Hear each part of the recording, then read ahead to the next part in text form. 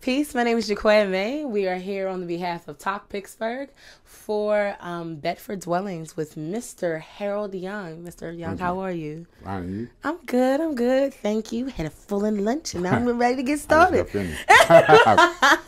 So, tell me about yourself. I was born in Robinson Court. I grew up here on Summers Drive. I went to Van School, Heron Hill, and Shinley. And I was a waiter, not a waiter, it was a chef at Polar's restaurant in Squirrel Hill. At that time was the biggest restaurant in Squirrel Hill. And but I've been in this community all my life. Wow, I can tell you some things. I can tell. Well, tell me some things. I'm listening. Well, I remember when the Hill was the place to be.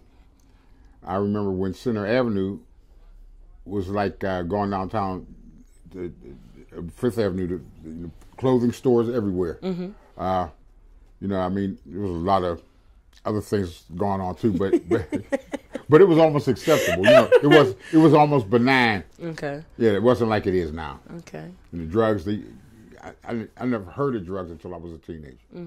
I really didn't. I never heard of them. So, I mean, I've done some research about Pittsburgh history, about finding out about Center Avenue being the place to be. Like, for example, this was a food desert. It's been a food desert for years. But can you talk about some of the businesses that the Hill used to have? Because a lot of people don't know about the heyday. We had dentist offices all the way from down the Center Avenue all the way up to Heron Avenue. We had three or four pharmacies. We had doctors' offices. There was Dr. Winstead. There was Dr. Fakes. As a matter of fact, he lived in Oakland, and if you had made an appointment, you could go to his home. Okay. And we had Dr. Barnett, his name was Luke Barnett, which he come to your home. He had that little black bag, and you see that little black bag. You go, you know, you would have shot. Yeah. And his brother was an actor. Played on Andy Griffith's show. Yeah. Wow. Vince Barnett. Wow. Wow. So, I mean, like I said, mainly I was raised in Oakland. I remember when it was right across the street from the original. There was a little white hut like down there. You got a piece of pizza this big for 10 cents. 10 cents? Yeah. Wow. That's amazing. And we used to sell papers in front of, which is Forbes Field, and right up the street, right? Well, yeah, yeah. I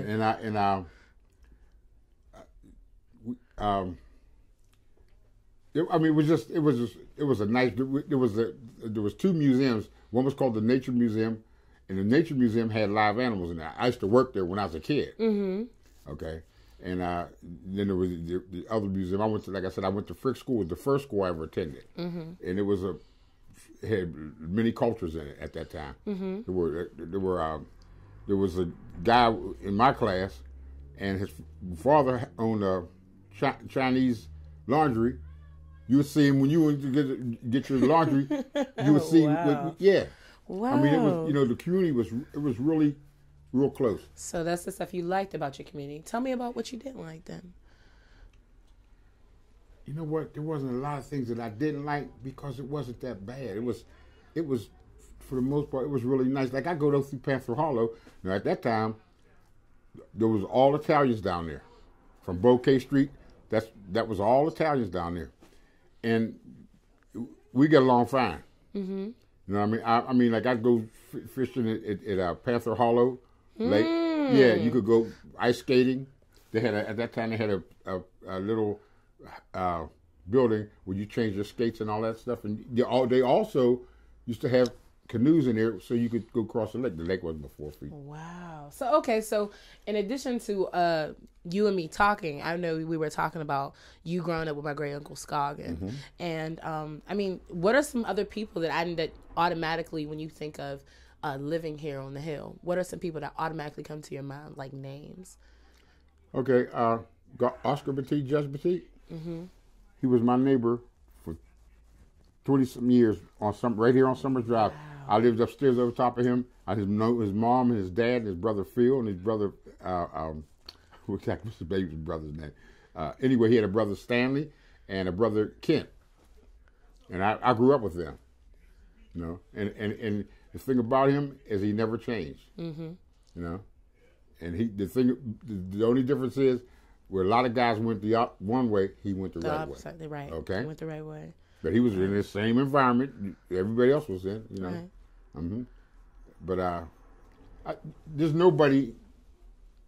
If put it like this, if they were on the hill since the '50s, I know them. I don't care who they were. You know, I like the. I don't know if you remember the Windeye Club. No, not the Windeye Club. It was called. Yeah, the Windeye Club. They had moved it to Ledley Street, which is right down here on Bedford Avenue. It originally was on Center, and that was in the '60s. And they moved it, and I guess it closed in the mid '80s. And that was a place. That was a real jumping place. Okay, so all right, so let's talk about now. I mean, what are some likes and dislikes of the community now? The dislikes far outweigh the likes. There's a lot of bad stuff happening in this community. You know, as a matter of fact, you see that church down there? Macedonia. Okay. In August, my grandson got killed in front of that church. Oh, I'm sorry. And my other grandson got shot. They were both together.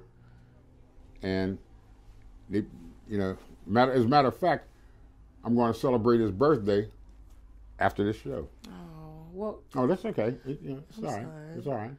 But I mean, it's bad. It's right now, and I don't know what the answer is because, like I said, I've been here all my life, and I've seen a lot of things, and even I'm stumped. I don't know.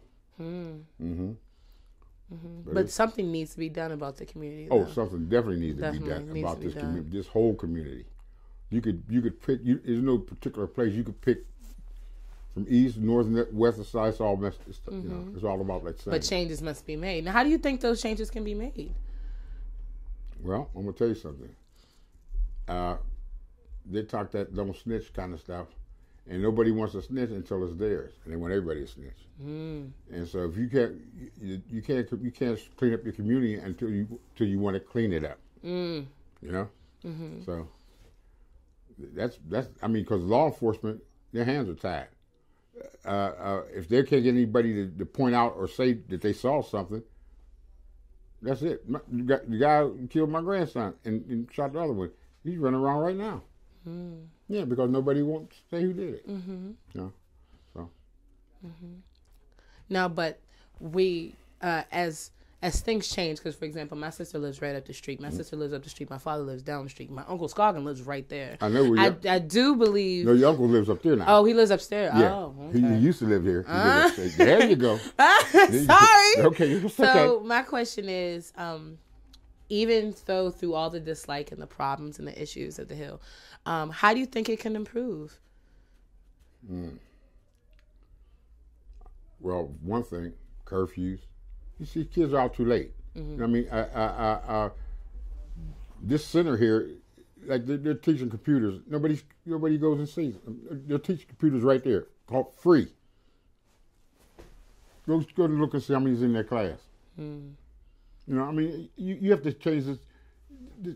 I don't know how you're going to change it, but it has to be changed from within, not from without. Okay. So I really don't. I'm stumped. But in the community, it's not all bad. I mean, a lot of these people they help each other out in this community, you know, and they always work. They always did do that, you know. But it's a couple things that need tighten up a little bit. Okay. But if you want me to tell you anything about any particular thing, like, believe me, I know. If it's, you know, from the 50s on, I can tell you anything you want to know. All right. Well, tell me a story about the heyday of the Hill. Tell me about a story that you had when you were a child. Well, we used to go to where Amherst is now. There was a man named Mr. Dean who ran it. And I mean, that's where we ate, we did anything but slept there. And seriously, and it was, I mean, we had, it was all positive things. It was nothing negative, about it. And it's still not now, but I mean, I'm just saying, it was a little different back then. Right. And we had the YMCA. Right. You go down the street, pool and stuff all night long if you wanted to. I mean, if you were a teenager, you had to be out by a certain time. But we could, I mean, there was a lot of places to go, a lot of things to do, and it took you didn't have a lot of extra time just roaming the streets, And that's the way it was. Center Avenue, Wiley Avenue, oh man. Right. I heard from my grandmother. Well, I'm telling you, right. Like I say, there was a thing on Wiley Avenue days, they were talking about that this thing of the chickens. I can remember she was a little short, dark-skinned lady that always had a little sweater on, and she used to go. She had crates of chickens, right? And she'd go back there and grab one, and you'd hear oh, and then she'd come back, and there it was. Right. I heard about that one. Yeah, and there was a lady had a junk shop, believe it or not, on Webster Avenue. Her name was Miss Gaines.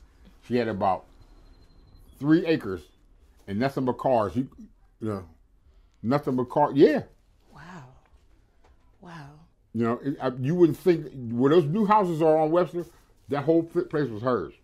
Wow. Okay, I wanna know about Oscar. A story you have, Oscar. Well, I'll be honest with you. Oscar Bertiz's dad was funny. One time I used to have horses. Yeah. So wait a minute. I got the trailer. I got stranded, and I had him over this hill, right over here. Okay. Mr. Petit woke up. He looked out the window, and there was some horses grazing. He said, Oscar. He said, there's some horses out here. He said, no. He said, yes, it is. Come on. I had horses grazing. So then I took all the kids in the community and let them all ride horses all day because they couldn't afford, they didn't have right. So I kept them for the whole day, and I had them all day riding horses all day. Yeah, and I mean I tell you what's funny. I had a monkey. Her name was Susu. She beat everybody. Listen, she beat up a guy right around this corner. What? Now listen to me. She beat him up. She used to swallow his quarters and stuff. And he said, "Hey man, she swallowed my." He went to grab her. She beat him down like. I mean, honest. I had some. You had some days. I wish Oscar Petit was here. He'll tell you. I had some real. Yeah. Yes, I did. Thank you. Yes, I did. It was funny. I mean, I used to love animals. I had all kind of animals. That's great. So but I'll tell you, just like now, like this used to be the rent office. I know. Okay. No, at that time, Miss Betty Montgomery was the what do you call it? Up there, what do you call it? The manager. Okay. And so I grew up with her son Jody. Her husband was Joe Westray that owned Westray Plaza. Right. At one time, they got divorced, and that's why she returned her name Montgomery. But I mean, these are people that they would help you if you got behind. Now it's the thing about you got to get out. As soon as you at that time they would work with you and stuff like that. I mean, it was times were different. They were really different, and that's the thing I miss about around here. It's totally different. It's almost like I almost don't know this community anymore. You remember when the Mainway was up there? My father would know though. Okay, the Mainway was equivalent to the Giant Eagle. Oh, right. Yeah. It was right up there by Carter's in that empty lot. So so there is something that's going to come. Like the Shop and Save down the street. And we were talking to other people about the promise of the hill to become, So it's moving slow, but it seems to be on its way. There you go. And it's not going to be the way it used to be. No. But it definitely will become better than what it is right now. You know what? But see, things are totally different than they used to be. Right. You didn't hear about with guns. You didn't hear. I mean, I never heard of anybody getting shot till I was a grown man. Mm-hmm. You know what I mean? Mm-hmm. You could roam around here, and I'm not kidding you. You could roam up around here at 12 o'clock at night, and it was quiet and stuff. Right. You'll see people sitting outside, and they'd holler at you and hold a conversation. Even when you're not a little kid, because I wasn't out like that, but as a teenager, we didn't get in a lot of trouble around here. And now it's okay. You know? I understand. Well, regardless of it all, I want to thank you, Mr. Young. I do appreciate it. I did not know you grew up with my grand. Oh my gosh, the Pittsburgh is too small. You grew up with my great uncle Scoggin, my grandmother. Well, Arnett at that time, your cousin Arnett and Lenny, right. They did the Robinson Court. Right. Well, that was the first place. The first school I attended was Frick. That's South Oakland. Right. Wait, no, I think it was North Oakland. But anyway, that's where I come from. Mm-hmm. I went to Frick School.